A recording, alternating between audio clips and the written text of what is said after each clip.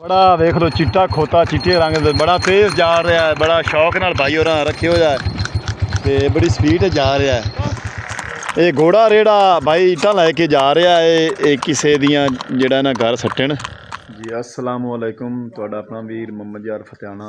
रोज़ाना गाँव के व्लॉग और रहन सहन देखने के लिए साडे यूट्यूब चैनल में सबसक्राइब कर लो जी। ये कच्ची मिट्टी जी है ना, इहदे च पानी पा के ते आ गारा जेड़ा ना तैयार होंदा है।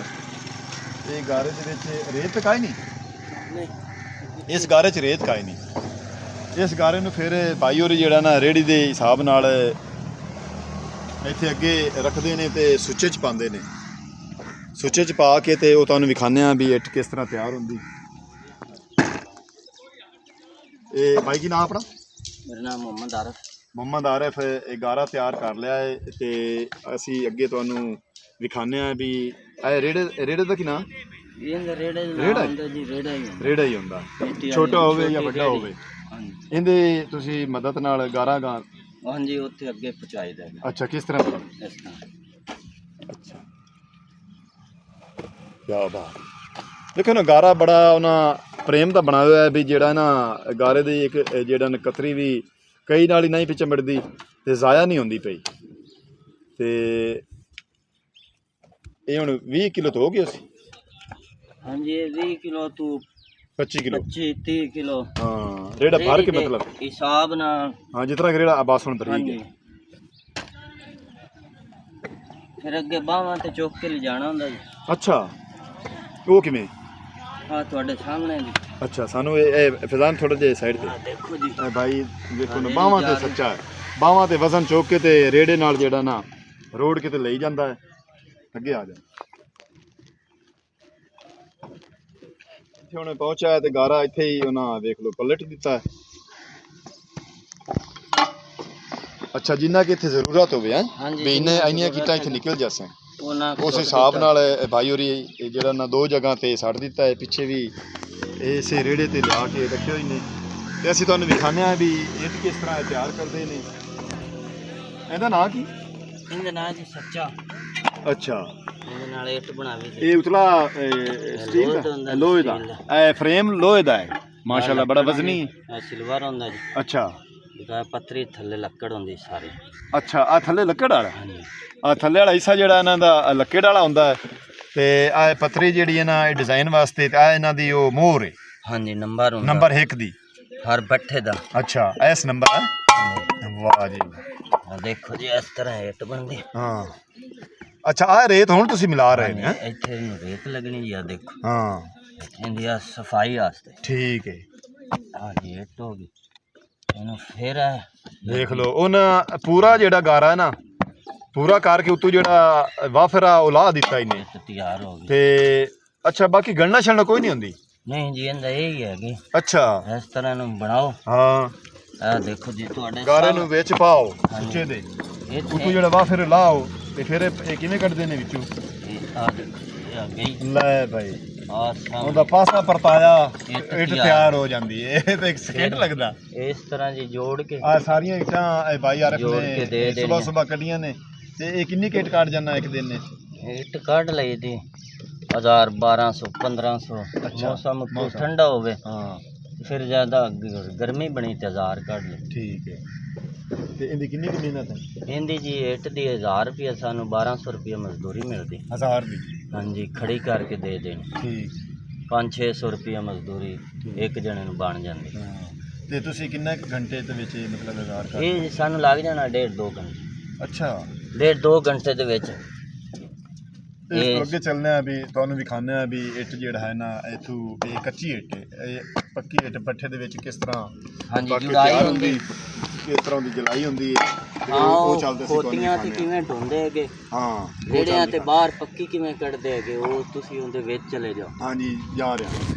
ਮਿਹਰਬਾਨੀ ਮਿਹਰਬਾਨੀ ਭਾਈ ਜੀ। ਇੱਕ ਜਿਹੜੀ ਚੀਜ਼ ਸਮਝਦਾ ਉਸ ਸਟੈਪ ਜੀ। ਇਹ ਚਲਦੇ ਚਲਦੇ ਅਸੀਂ ਇੱਕ ਬੱਠੇ ਤੇ ਆ ਪਹੁੰਚੇ ਹਾਂ ਤੇ ਕਾਫੀ ਸਾਰੇ ਮਜ਼ਦੂਰ ਇੱਥੇ ਇਹ ਲੋਕ ਜਿਹੜੇ ਹਨ ਕੰਮ ਕਰਦੇ ਨੇ। अस्सलाम वालेकुम जी। बिस्मिल्लाह मार साहब। ਹੋਰ ਭਾਈਜਾਨ बिस्मिल्लाह। ठीक हो?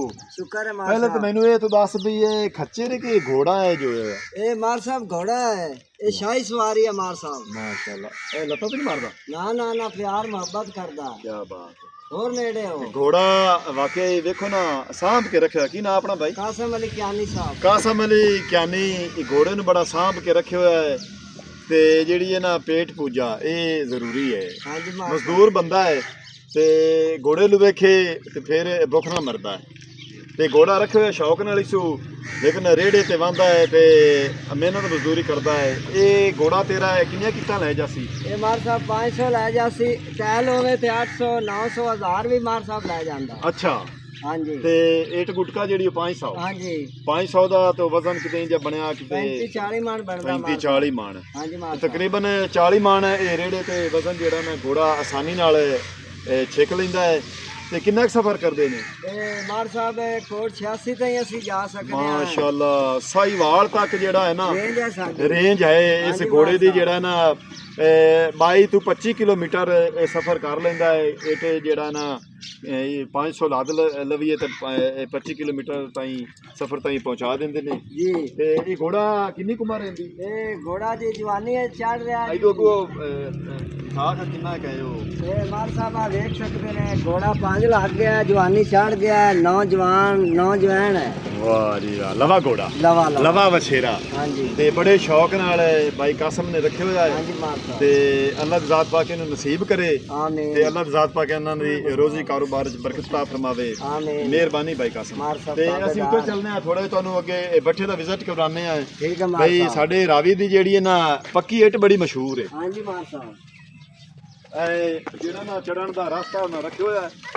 ਇਹ ਉੱਤੇ ਤੁਸੀਂ ਦੇਖ ਰਹੇ ਨੇ ਇਹ ਉਹ ਆਖੇ ਬੰਦ ਹੋਈ ਪਈ ਨਹੀਂ ਮਾਰ ਸਾਹਿਬ ਚਲਦੀ ਹੈ। ਨਹੀਂ ਉਹ ਮਤਲਬ ਬੱਠੀ ਲੱਗੀ ਪਈ ਨਾ ਜੀ ਜੀ ਜੀ ਇੱਟ ਵਿੱਚ ਜੁੜੀ ਪਈ। ਹਾਂਜੀ ਹਾਂਜੀ ਮਾਰ ਸਾਹਿਬ ਸਾਰਾ ਮੁਆਇਨਾ ਕਰੋ। ਇੱਥੇ ਥੱਲੇ ਜਿੱਥੇ ਮੈਂ ਜਾ ਰਿਹਾ ਨਾ ਇੱਥੇ ਇੱਟਾਂ ਹਨ ਜੁੜੀਆਂ ਹੋਈਆਂ ਕੱਚੀਆਂ ਇੱਟਾਂ ਦੇ ਵਿੱਚ ਨਾ ਉਹ ਖਾਨਿਆਂ ਦੇ ਵਿੱਚ ਭਾਈਜਾਨ ਤੁਸੀਂ ਥੋੜਾ ਜਿਹਾ ਇਹ ਫਰਾਈ ਹੋਈ ਪਈ ਕੱਚੀ ਏਟ ਦੇ ਅੱਗੇ ਸਵਾਲ ਸਾਨੂੰ ਥੋੜਾ ਜਿਹਾ ਦੱਸਿਆ ਹੈਗਾ। ਇਹ ਕੱਚੀ ਏਟ ਅੱਗੇ ਭਰੀ ਪਈ ਜੀ। ਅੱਛਾ ਆਹ ਪਿੱਛੇ ਫਰਾਈ ਹੋਈ ਪਈ ਜੀ। ਅੱਛਾ ਜਿੱਥੇ ਉਹ ਲੱਗੀਆਂ ਨੇ ਕਿਤਨੀਆਂ ਦੀ ਉਹ ਪਕਾਇਆ ਪਿੱਛੇ ਫਰਾਈ ਹੋਈ ਬੱਠਾ ਤੁਸੀਂ ਵੇਖ ਰਹੇ ਨੇ ਬੱਠੇ ਦੇ ਵਿੱਚੋਂ ਧੂੰ ਜਿਹੜਾ ਨਾ ਨਿਕਲਦਾ ਪਿਆ ਹੈ ਤੇ ਨਾਲ ਉਹ ਹਵਾ ਵਾਲਾ ਚੱਲਿਆ ਖੜਾ। ਹਾਂ ਚਲੋ ਅੱਛਾ ਚਲੋ ਇੱਧਰ ਫੈਜ਼ਾਨ ਇੱਥੇ ਥੋੜਾ ਦਿਖਾਣਾ। ਇਹ ਕੋਲਾ ਜਿਹੜਾ ਹੈ ਨਾ ਕੋਲਾ ਖਾਲਿਸ ਕੋਲਾ ਖਾਲਿਸ ਕੋਲੇ ਤੇ ਇਹ ਮਲਕ ਸਾਹਿਬ ਹੋਰੀ ਤਿਆਰ ਕਰਦੇ ਨੇ ਇੱਟ ਜਿਹੜਾ ਨਾ ਪਕਾਉਂਦੇ ਨੇ ਇਹ ਵਿੱਚ ਸੱਟ ਕੇ ਤੇ ਅੱਗ ਲਾ ਦਿੰਦੇ ਨੇ। ਇਹ ਥੋੜਾ ਬੰਦ ਹੋਇਆ ਪਿਆ ਨਾ। ਹਾਂ ਬੰਦ। ਅੱਛਾ ਇੱਥੇ ਜਿੱਥੇ ਅਸੀਂ ਜਾ ਰਹੇ ਥੱਲੇ ਅੱਗ ਬਾਲ ਦੇ। ਅੱਛਾ ਉਸ ਪਾਸੇ ਅੱਛਾ ਬੱਚੀ ਨਾਲ ਚੱਲ ਰਹੀ ਹੈ ਹਵਾ ਦੇ ਰਿਹਾ ਹੈ ਉਚਾਈ ਬੜੀ ਹੈ ਯਾਰ। ਰਮਨ ਵਾਲੀ ਦੀ ਕਮਾਲ ਹੈ। ਰਮਨ ਵਾਲੇਕੁਮ ਹੋਰ ਭਾਈ। ਅੱਛਾ ਆਹ ਕੋਲਾ ਤੁਸੀਂ ਦੇਖ ਰਹੇ ਨੇ ਕੋਇਲੇ ਤੇ ਜਿਹੜਾ ਹੈ ਨਾ ਇੱਟ ਪੱਕਦੀ ਹੈ ਕੱਚੀ ਹੈ ਤੇ ਸੇਕਾ ਹੀ ਬੜਾ ਤਿਆਰ ਹੋਈ ਪਈ ਅੱਗ ਵੀ ਵੇਖਣੀ ਹੈ। ਓਏ ਹੋਏ ਆ ਵੇਖੀ ਯਾਰ ਇਹ ਆ ਕੀ ਸ਼ਾ ਸੱਦੇ ਨੇ ਇਹਨੂੰ ਇਹ ਤਵੇ ਤਵੇ ਇਹ ਸਾਨੂੰ ਚੈੱਕ ਕਰਾਵੀਂ। ਇਹ ਮਜ਼ਦੂਰ ਬੰਦਾ ਜਿਹੜਾ ਨਾ ਇਹ ਕਾਰੀਗਰ ਹੈ ਇਹਨਾਂ ਤਵਿਆਂ ਦਾ। ਇਹ ਵੇਖੋ ਵਿੱਚੋਂ ਅੱਗ ਜਿਹੜੇ ਨੇ ਬਾਲ ਰਹੀ ਏ ਤੇ ਇਹ ਇੱਟਾਂ ਬੜੀ ਤਰਤੀਬ ਨਾਲ ਜੁੜਦੇ ਨੇ। ਬੜਾ ਸੇਕਾ ਇੱਥੇ ਆਉਂਦਾ ਪਿਆ ਯਾਰ। ਇਹ ਜਿੱਥੇ ਜਿੱਥੇ ਆ ਤਵੇ ਦਿੱਤੇ ਪਏ ਨੇ ਤੇ ਪਿੱਛੇ ਵੀ ਇਹ ਸਾਰੇ ਬੰਦ ਹੋਏ ਪਏ ਨੇ। ਜਿੱਥੇ ਆ ਡੇਰੀਆਂ ਤੁਹਾਨੂੰ ਨਜ਼ਰ ਆ ਰਹੀਆਂ ਨੇ ਸਾਰੇ ਇਸ ਤਰ੍ਹਾਂ ਦੇ ਲੋਹੇ ਦੇ ਤਵੇ ਨੇ ਤੇ ਇਹ ਕਿਤਨੇ ਦਿਨਾਂ ਬਾਅਦ ਪਟਾਈ ਕਰਦੇ ਨੇ?